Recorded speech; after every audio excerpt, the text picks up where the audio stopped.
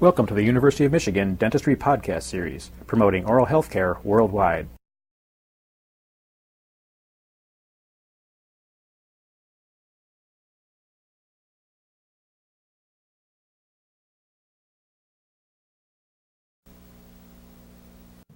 To assist you in the interpretation of glass slides, I'd like to show you the several steps that take place in the preparation of these slides.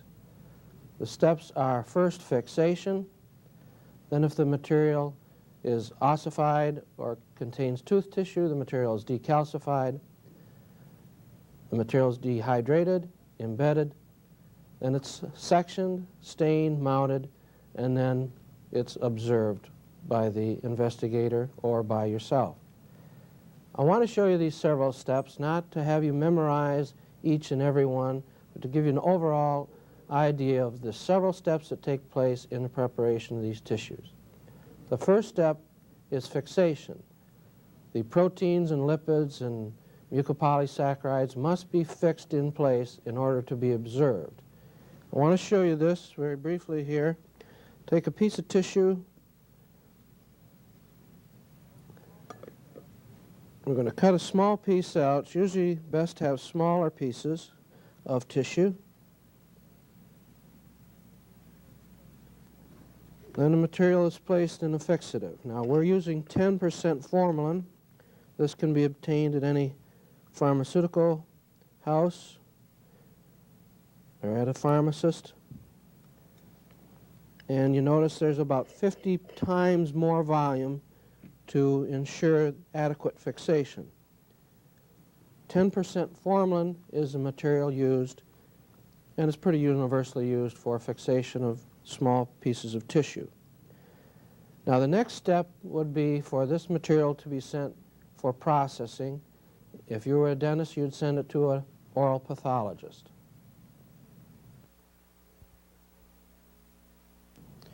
The material is fixed at least 24 hours. If the material is sent to a pathologist, it's sent in a container of 10% formalin, right with the fixative and the tissue in a jar. Now it's received by the pathologist, and from this step on, specially trained technicians process the tissue. And we'll show you the several steps. If the material is a calcified material, it is decalcified before we go on to the next steps. I'm going to explain to you now just a little detail what's happening. We want to get a thin section of tissue so that we can look at it in the microscope. In order to do this, we have to embed the tissue in a material that will support when it is sectioned to be a thin section. In order to embed the material, we have to remove the water, and this is called dehydration. This is the next step, dehydration. We've got to get the water out before we can get the embedding material in. Now we do this by a series of graded alcohols.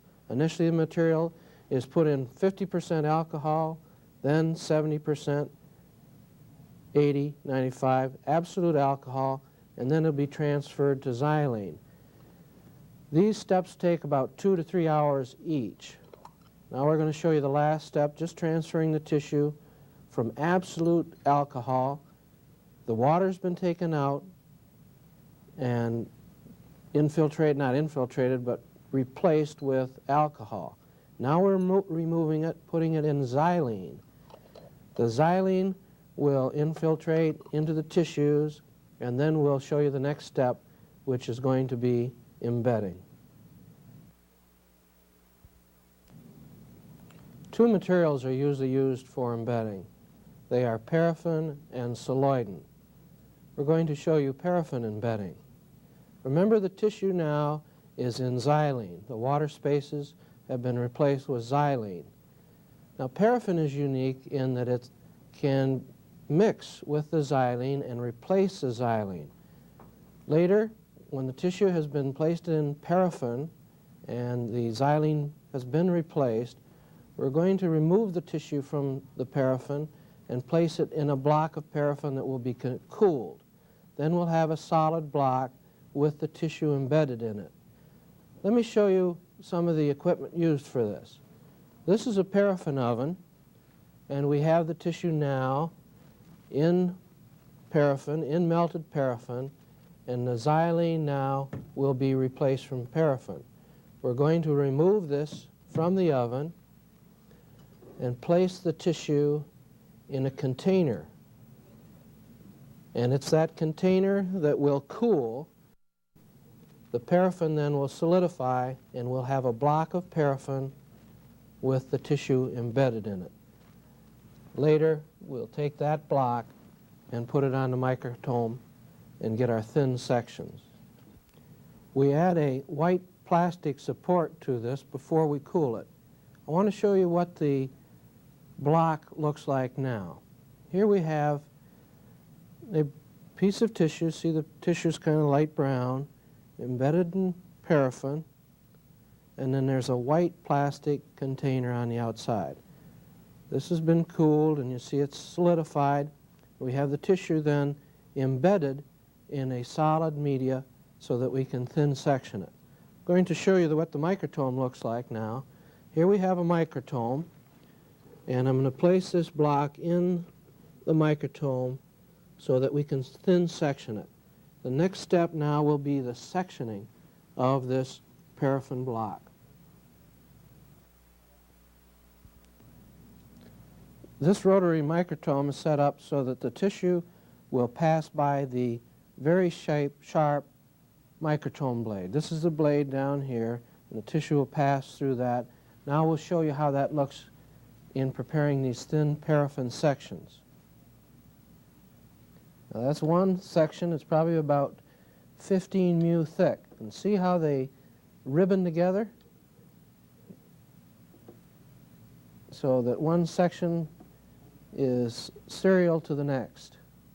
Now these are picked up and put in a water bath, and then a glass slide is placed underneath the tissue. So that's the method that the tissue is placed onto the glass slide.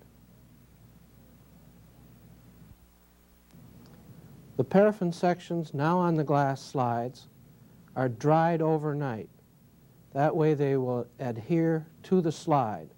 Let me show you 4 sections that are placed on a glass slide. Here's 4 of them. Now we're going to place these in a staining dish, just a receptacle, and place several slides in one staining dish. The staining sequence that we're going to show you now is hematoxylin and eosin stain.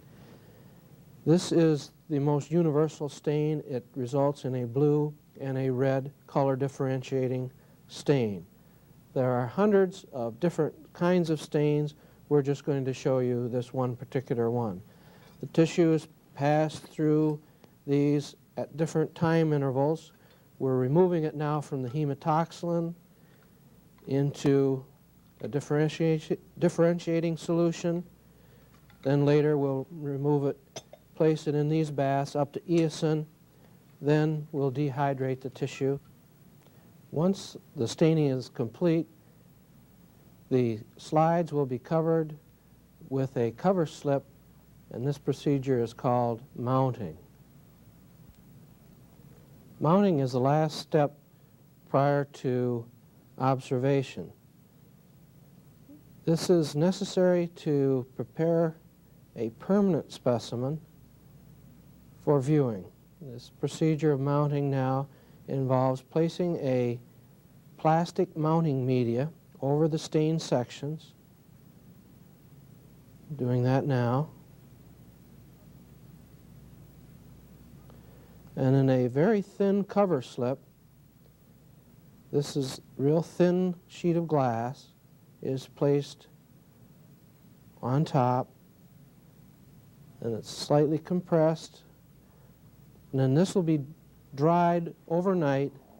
The mounting media will dry, and then we can observe the tissue sections under the light microscope. Let me review for you now the several steps that we have in the preparation of this tissue section. After biopsy, the tissue is immediately placed in a fixative. This is necessary to preserve the integrity of the tissue components. A fixative that can be utilized almost universally is 10% formalin.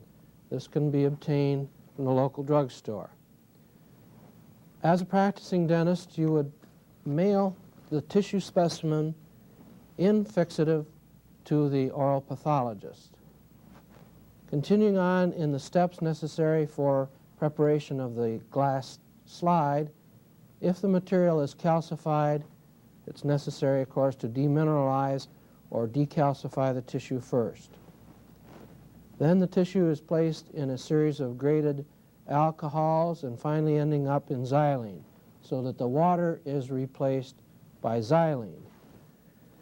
Then the tissue is placed into melted paraffin. The melted paraffin replaces the xylene, and this is cooled, giving a solid media for the sectioning of the tissue. The staining is complete in several ways. We showed you hematoxylin and eosin staining. Then the slides are mounted, giving a permanent preserved tissue for the observation later with the light microscope. It's important that you understand the several manipulative steps that take place in preparing a tissue section so that you can understand the morphology that is depicted there.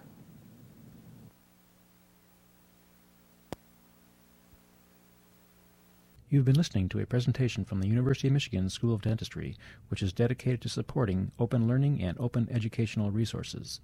This recording is licensed under the Creative Commons. It may be reused and redistributed for nonprofit use. Please attribute materials to the University of Michigan School of Dentistry and redistribute under this same license.